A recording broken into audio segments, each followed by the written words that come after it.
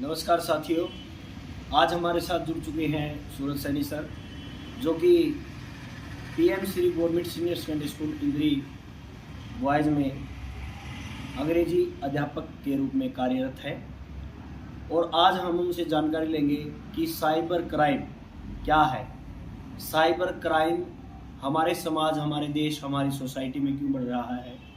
आज उसके बारे में जानकारी देंगे हमारे मध्य है आज सूरज सैनी सर। और सूरज सर से जानते हैं कि ये अपराध क्या है। नमस्कार संजीव सर। देखिए, आज देश में सबसे बड़ी एक चुनौती सामने आ रही है, वह है साइबर क्राइम, जिसके विषय में हम अगर बात करें कि केवल पुलिस ही इसमें अपना योगदान देगी या फिर सुरक्षा एजेंसियां ही इस काम को करेंगी या बैंक की ही जिम्मेदारी है, तो ऐसा सोचना एक नागरिक के लिए गलत है। हर नागरिक को इसके विषय में जानकारी होनी चाहिए।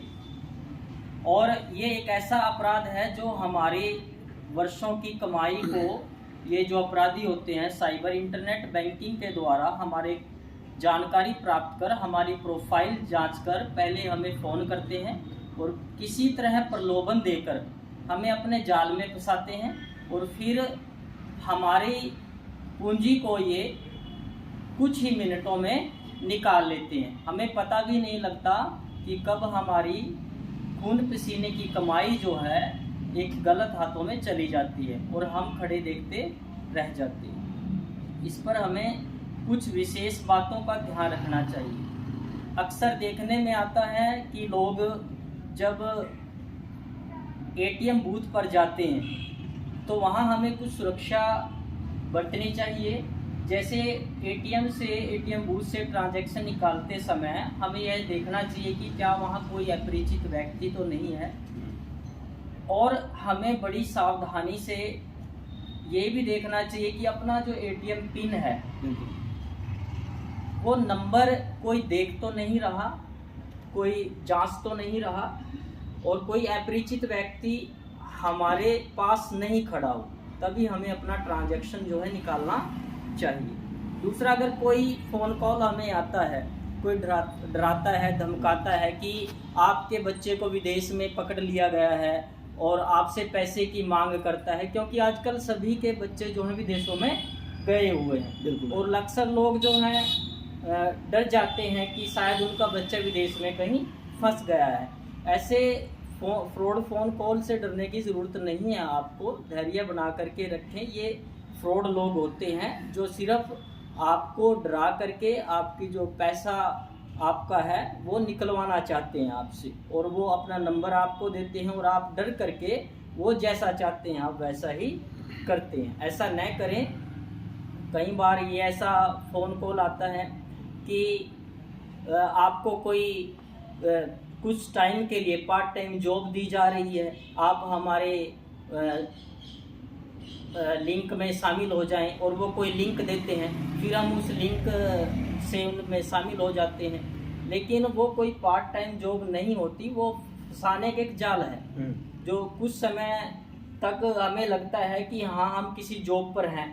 पहले वो कुछ पैसे भी हमारे अकाउंट में डाल लेंगे, फिर जब हमारी पूरी डिटेल ले लेंगे वो और हमसे पैसे डलवाएंगे, और जब हम कहते हैं कि हाँ हम अपनी पैसे निकालना चाहते हैं, तब हमें पता चलता है कि हमारे साथ फ्रॉड हो चुका है। ऐसे हज़ारों केसेस हैं भारत में जो लगातार बढ़ रहे हैं। जब 5-6 लाख रुपए हम डाल चुके होते हैं या कई बार तो करोड़ों रुपए भी डाल चुके होते हैं, तब वापस जो है आने की उनकी कोई गुंजाइश नहीं होती। इसी तरह से अगर कोई अपरिचित व्यक्ति आपको कहे कि एप्लीकेशन कोई डाउनलोड करें, तो कभी भी अपने फ़ोन पर कोई एप्लीकेशन डाउनलोड न करें।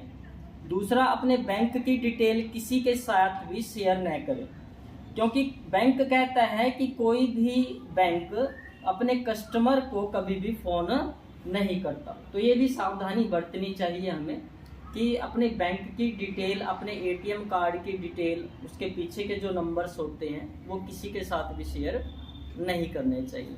जब भी हम इंटरनेट बैंकिंग करें तो वो अपने पर्सनल फ़ोन से, पर्सनल लैपटॉप या पर्सनल कंप्यूटर से ही अपनी हम ट्रांजैक्शन करें। किसी दूसरे के फ़ोन से या लैपटॉप कंप्यूटर से न करें। दूसरा, व्हाट्सएप पर अगर कोई अपरिचित नंबर या मैसेज आता है या फिर आपके व्हाट्सएप पर कोई फ़ोटो डाउनलोड करने के लिए कहता है तो आप उस पर क्लिक न करें, क्योंकि वो भी आपको एक फंसाने के लिए ही जाल बिछाया हुआ है। ऐसे हजारों व्यक्ति हर रोज़ दिन प्रतिदिन ये समस्या बढ़ रही है। जो धोखेबाज हैं वो देश में और विदेशों में बैठे हुए इस तरह के क्राइम को अंजाम दे रहे हैं।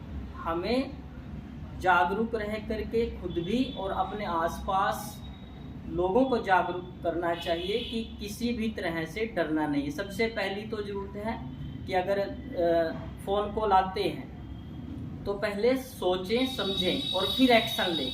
मतलब तुरंत ही किसी के कहने पर अपनी निजी जानकारी किसी के साथ शेयर न करें। धन्यवाद।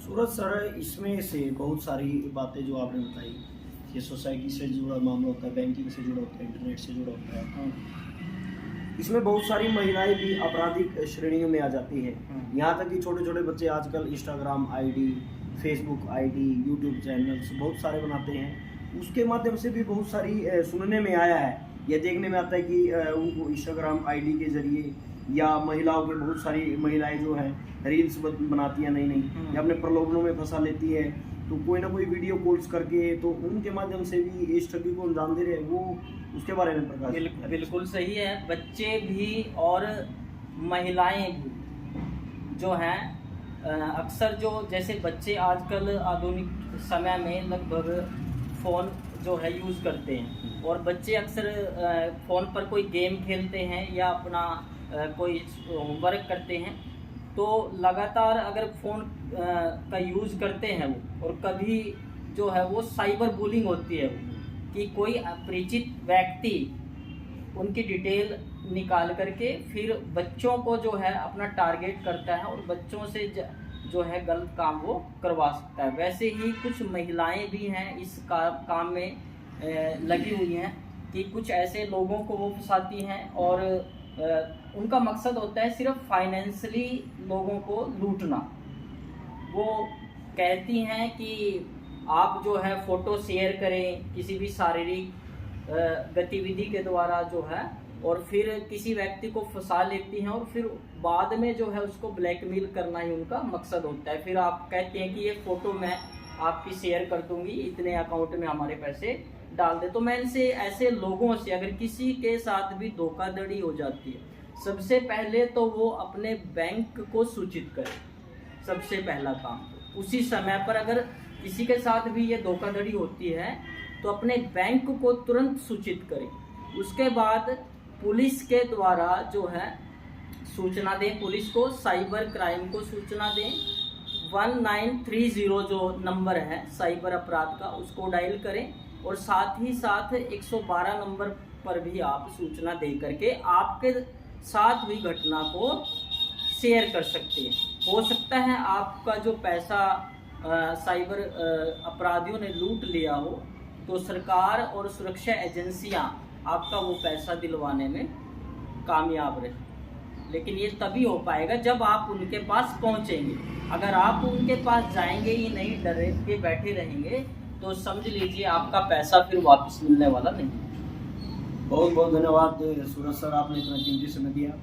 आज के लिए साइबर क्राइम के बारे में जो हमें जानकारी दी आपने, उसके लिए आपका बड़े तहे दिल से धन्यवाद। और आगामी भी हम आपको बुलाते रहेंगे अपने कक्ष में, अपने स्टूडियो में, तो धीरे धीरे समाज को, ताकि क्षेत्रवासियों को और हमारे देशवासियों को भी इसके बारे में जानकारी मिले। अगर इंटरव्यू अच्छा लगे तो वीडियो को शेयर जरूर करें, क्योंकि आज आपराधिक मामले बहुत बढ़ रहे हैं और नेचुरली तौर पर सोशल मीडिया से जुड़े जो मामले हैं बहुत सारे, वो अधिकतर देखते हैं, वो नौजवानों को टारगेट कर लेते हैं, महिलाओं को टारगेट कर लेते हैं या बच्चों को टारगेट कर लेते हैं किसी के जरिए, तो कुछ ना कुछ उसमें इन्वॉल्व रहते हैं। तो इसके लिए मैं बड़ा बड़ा धन्यवाद करता हूँ सूरज सर का।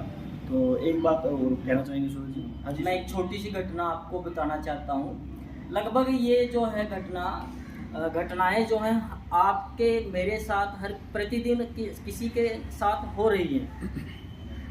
मैं एक शॉप पर गया मार्केट में कपड़े खरीदने के लिए, वहाँ पर जब मैं कपड़े खरीद रहा था तो एक युवा भी वहाँ पर सर पहुँचे।